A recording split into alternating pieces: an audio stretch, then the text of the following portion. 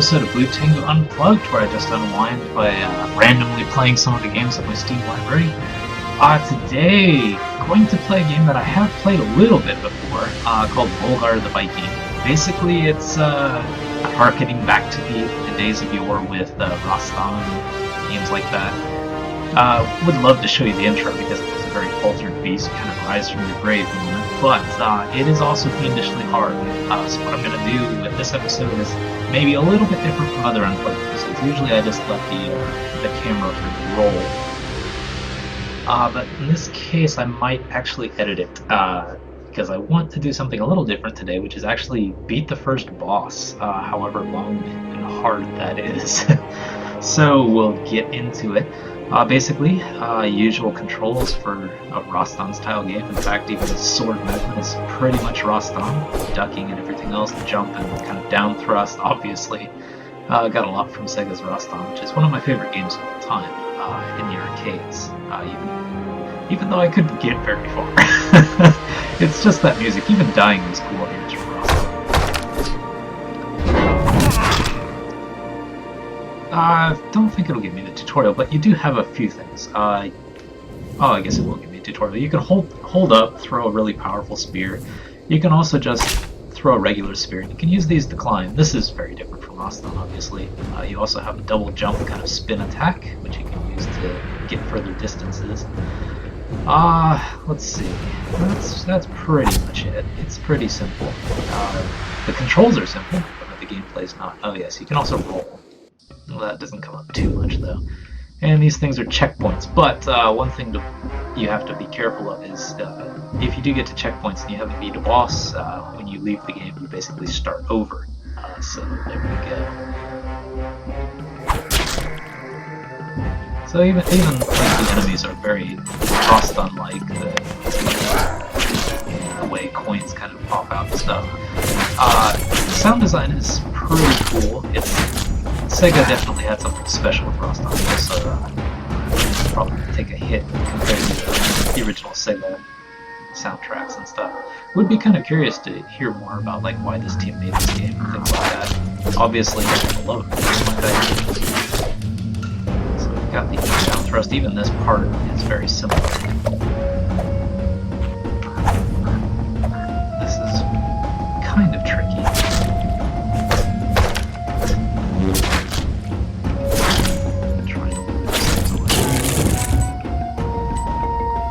So as you keep collecting armor, you can take more hits, obviously. You get your little helmet and stuff.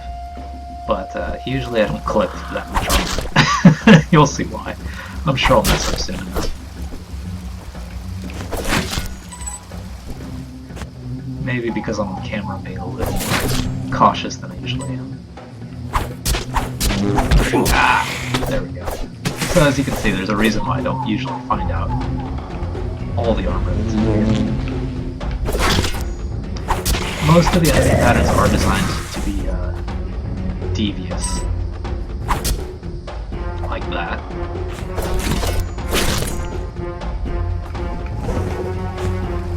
These things are extremely tricky because you can't use the sphere on them, but they have this weird jump, so you have to make sure to go back.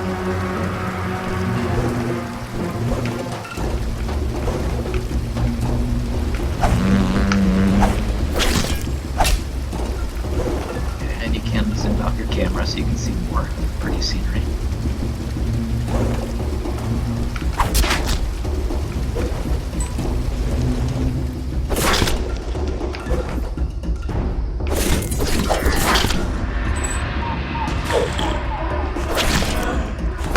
As you can tell, I have played through this level a couple of times, so getting to the first checkpoint is not going to be a problem. Probably after that's going to be a problem.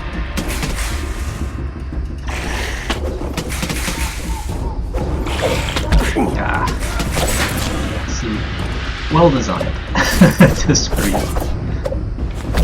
Alright, maybe getting to the first checkpoint will be a problem. Yeah, pretty much every enemy encounter in this game is designed to be kind of screwing you up.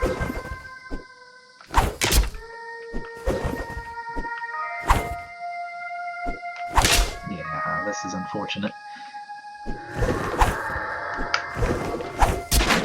There is no way to avoid that thing, so let's not try.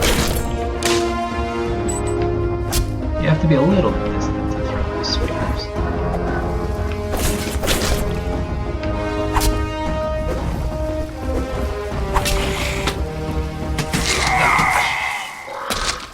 See? Talk about getting to the next checkpoint and fail. So we get to start all over, traditional arcade style.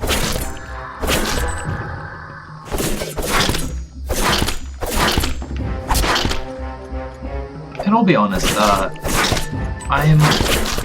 am an old school gamer, but I am not the type of gamer that usually appreciates like bad checkpoints and things like that, inflating the challenge. That being said, I do like the Dark Souls series, which is all about that kind of stuff, kind of making you redo things. But the thing I do like about the Dark Souls games is, even if you fail, you do get something out of it as long as you don't totally screw up. If you bring yourself kind of back to, come on, come after me.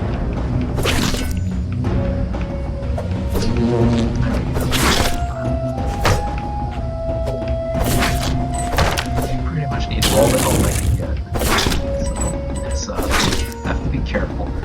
But yeah, I usually don't appreciate, kind of the old school gaming style of you screw up and you're done. It's not one of the things that I'm kind of nostalgic for. I do like that about modern games, that they are, to put it mildly, easier. That is one thing I do like about modern games.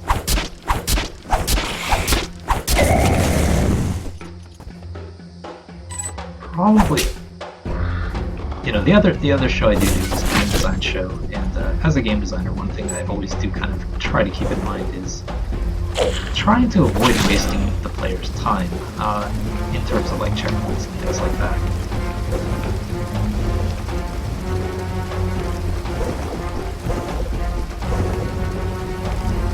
Usually I do try to make sure that unless it's a kind of a part of the game in terms of making the player kind of redo things. Like, for example, roguelikes or something. Like Rogue Legacy is an example, roguelikes like that. Making sure that the player has to start out is a very essential part of the game. So in those cases, of course, it makes perfect sense.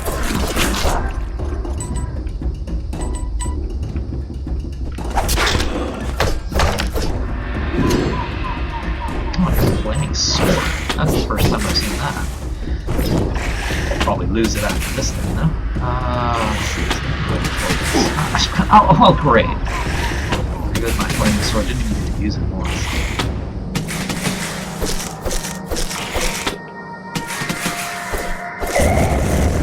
I was so intent on avoiding making the same mistake twice that I made a different mistake. Ended up in the same place.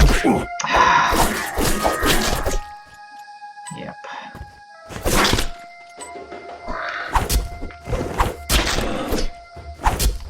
But yeah, as a game designer, what I do try to do is make sure I don't waste the player's time too much, if I can avoid it.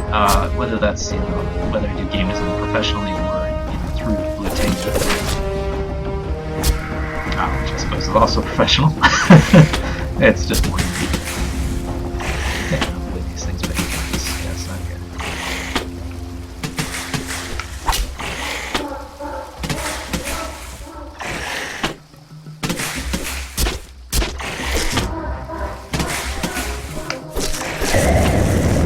There we go.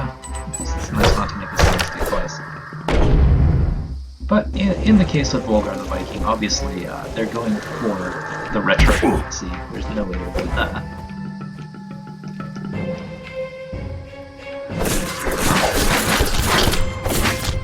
They're going for the retro aesthetic, so obviously it serves the game to force players to kind of redo checkpoints. Even if, as a gamer, I would prefer kind of not having to restart the game. Like, it would be nice for me, for example, if you could turn off the game and start from here again. Yeah.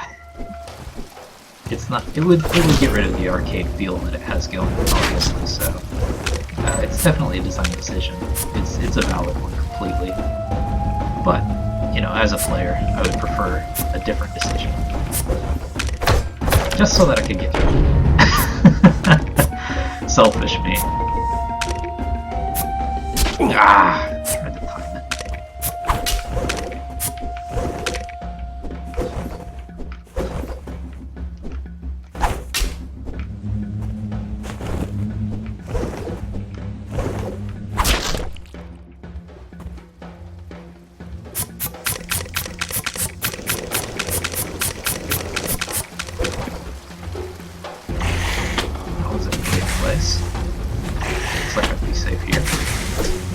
Obviously I can't reach. So I do have to give him credit for actually designing, you know, kind of the pixel distance as well. That's definitely kind of a lost art, even in a lot of pixel games. Even though 2D games are kind of well, they made a comeback a couple of years ago. Kind of that old Nintendo art of making distances perfect, you know, so that, for example, in this case, that plant was just out of range of your sword if you were out of range of its attack, so you had to take a risk to attack it. You know, little things like that, little adjustments like that, are kind of the polish that turn fun games to great games. So I suspect designers on this put a lot of work into this to get these distances right.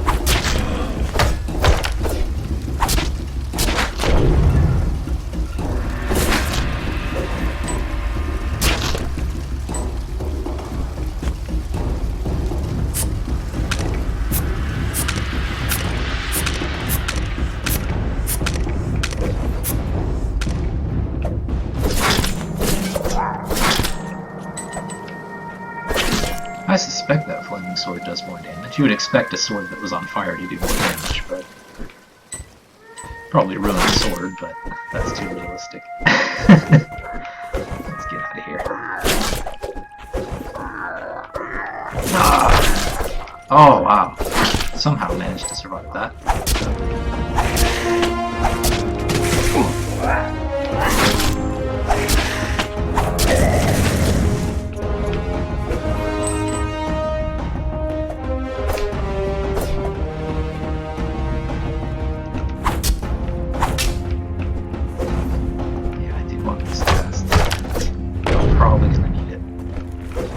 No idea what the boss is going to be like.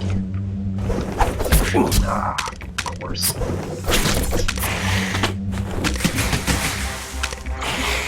Whew.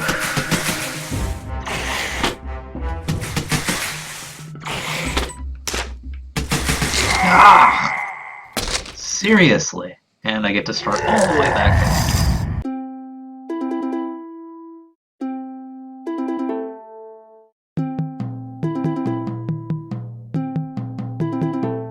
What the money's supposed to do to shoot. Went down too fast. See, that's what happens when you have to repeat the game a lot, is you make kind of the mistakes that you avoided earlier, because you're in kind of a hurry to get back to where you were. You're not really caring about the stuff you've already played. Which is why arcade games worked at taking your quarters, obviously.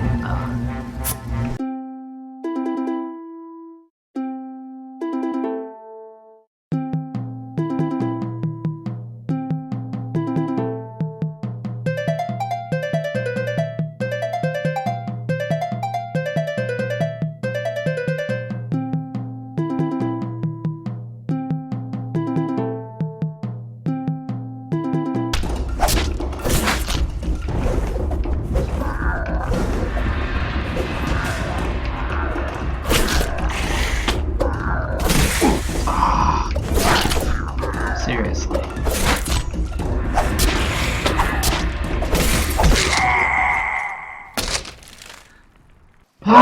Back to the beginning.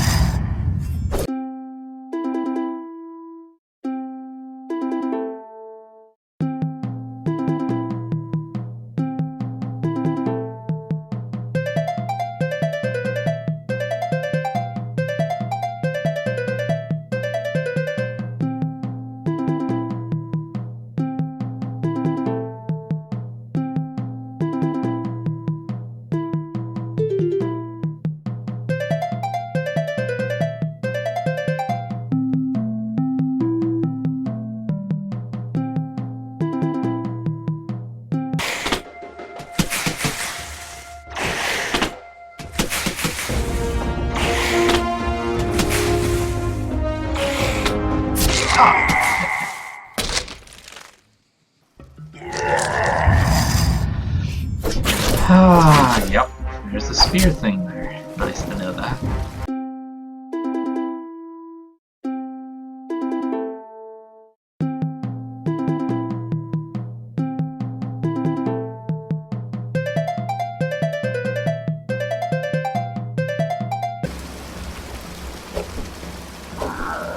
Oh, come on! Ah, get stuck on it.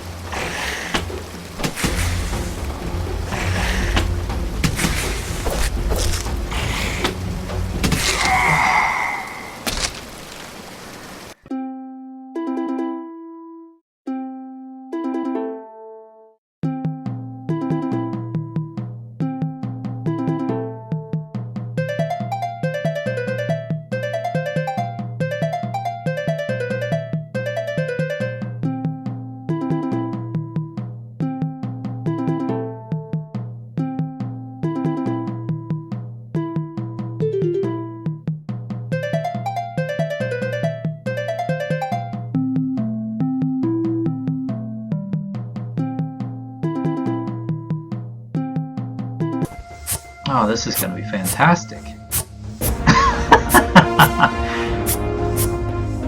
Oh man, this is going to be fantastic. Oh!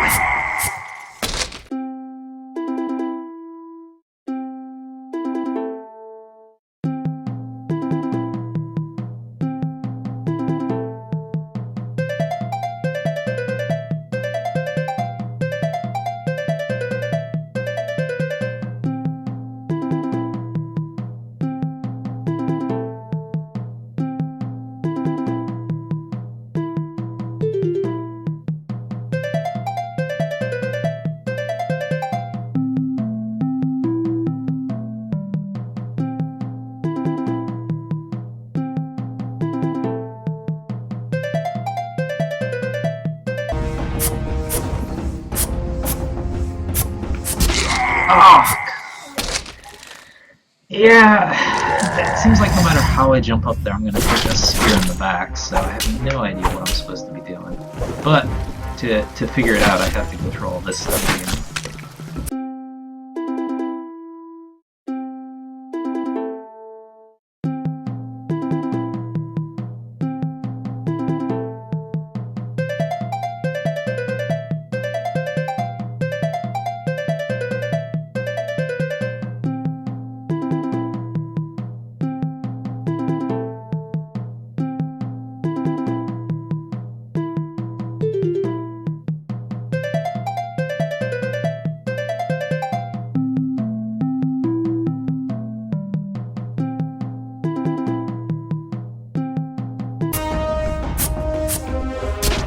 Alright,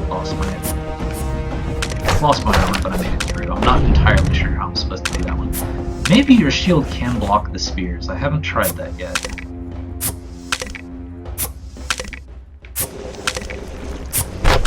Okay, if you have a shield that blocks the spears, I'll have to remember that. That might be yeah, that might be a key to surviving that part.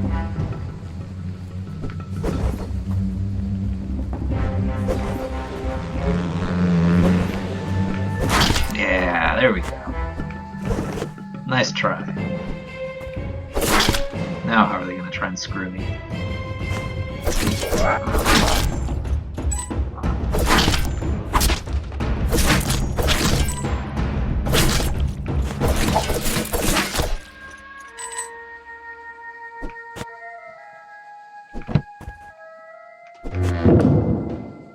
I don't like that. What are they going to do to me? Oh, I'm at a boss. I have to go all the way to the boss from the beginning? There's no checkpoint before this guy? Oh my goodness. You're kidding me.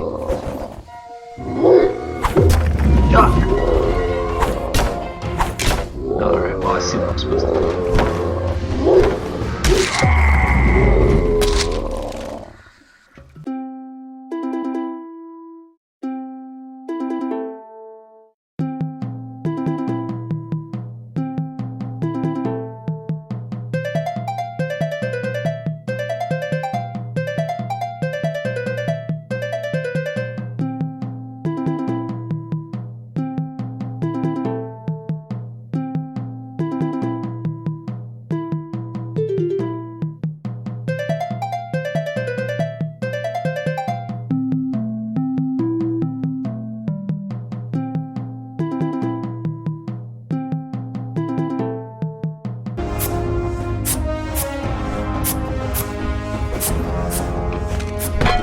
There we go.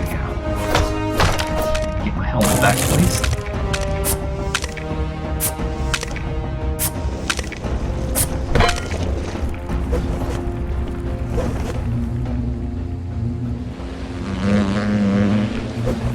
Ah! I did not want to grab onto that rope. See, making the little mistakes.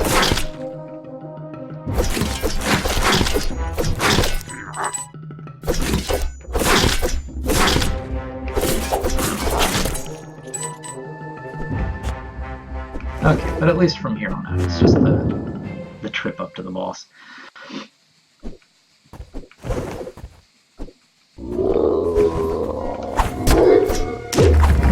Alright, with that first one.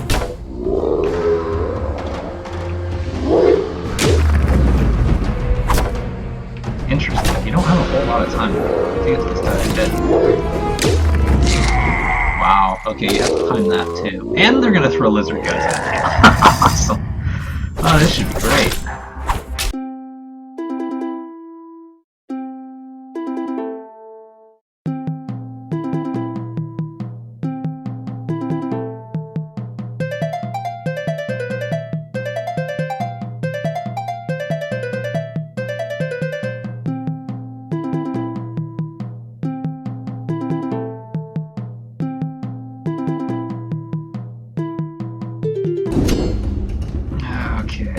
Now we just have to make sure we don't try to attack that bee the moment like a spear is coming at us.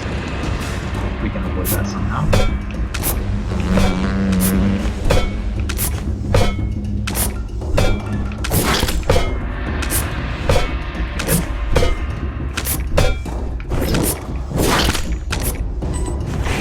Alright, we're in good shape. Forgot about those. Good thing I stopped for some reason.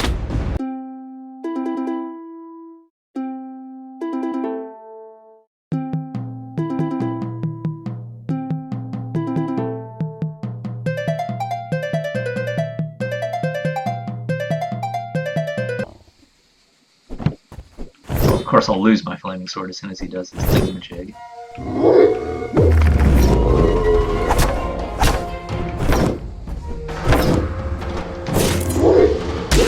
Ah!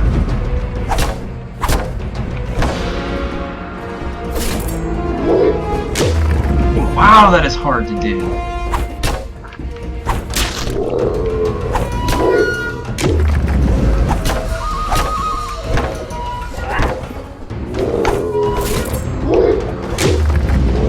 Oh, wow, I don't know how I'm supposed to do that. Because I have to avoid his club. But I also have to avoid the fire, which is perfectly timed to hit you if you avoid the club when you jump away. Oh, wow. Oh, wow.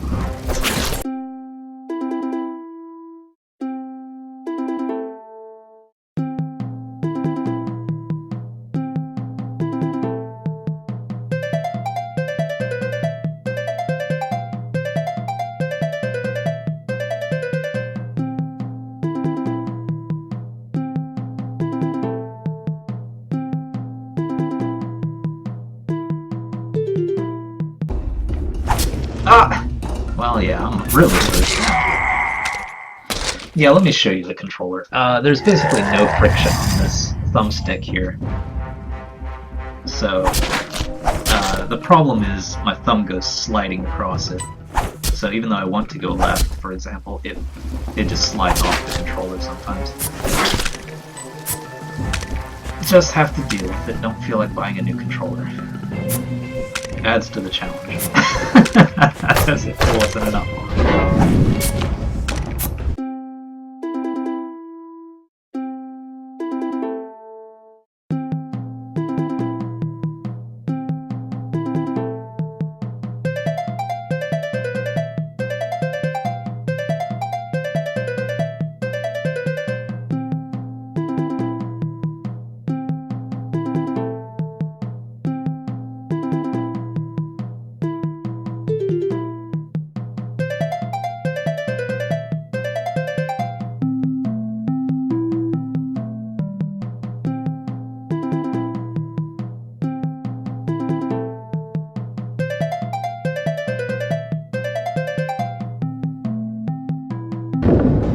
Okay, let's try our preordained jump and then wait to double jump back trick and see if that helps.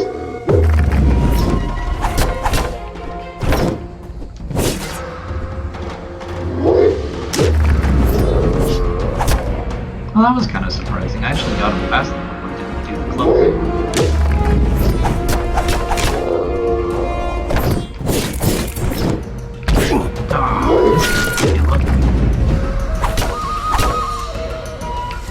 How nice that they're gonna keep throwing these green guys at me.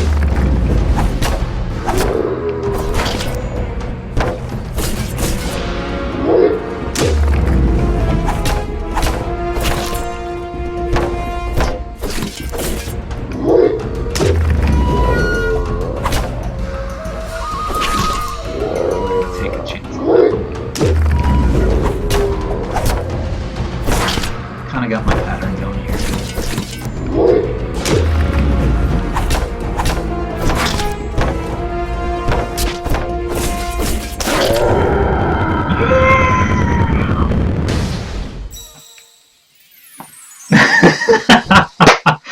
I wasn't sure I was actually going to be able to do that for this video. Yeah, give me treasure! I deserve it! Volgarr! And we get to go all over again. Look at all that sweet, sweet treasure. Look at that. Look at that. Volgarr is rich. He is rich.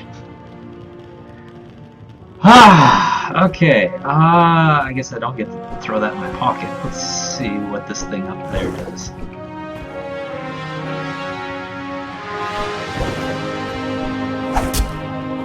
Not quite sure. I figured it'd be like a store or something. Guess not. Can I do anything here? Got that. Okay, well I guess it just shows what I've done so far. So apparently I get to do that. Probably even more difficult bosses and stages 4 more times if I want to see the ending to this game. I'll see if my sanity holds, but I think for this Blue Tengu Unplugged episode, this is going to do it for me. Before I rage out on you guys, that's good. I'll just give you a sneak preview of the next stage here. So it says, once you've completed a world by defeating the boss, you may skip past that world in the future by immediately moving left from the start of the world. Please note that some content, such as the A ending, will not be accessible when using this feature. Well, that's great. If you want to get the best ending, you have to go from the beginning of the game to the end in one playthrough. I will leave that up to another YouTuber. They can handle that.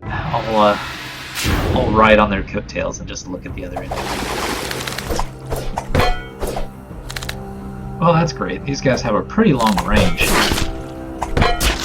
So you have to employ your shield on these guys, it seems. I'll go until I actually die. Which shouldn't take long because everything's new to me. Your spear does still kill him in one hit, so that's kind of nice.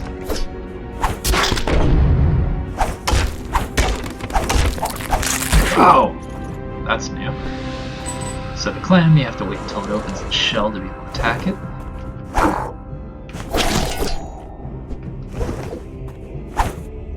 Whatever that thing is. A bomb, I guess.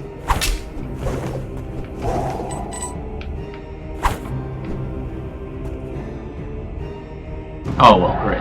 You have to get across this thing with the clamshell. Well, this is probably where I'm going to be dying. As expected, because you have to get past that clamshell, and then there's a dude waiting up there on top of that. So there we go! Oh, that was Volgarr the Viking. I did manage to at least beat a boss. That's something. Feel good about that, so there we go. Yeah, that's fine. So thank you for watching this episode of Blue Tengu Unplugged. Not sure how much of that I'll fast forward for you. I'll try to fast forward through some of those sections where I'm just kind of redoing the same thing over and over again. Hope you don't mind that.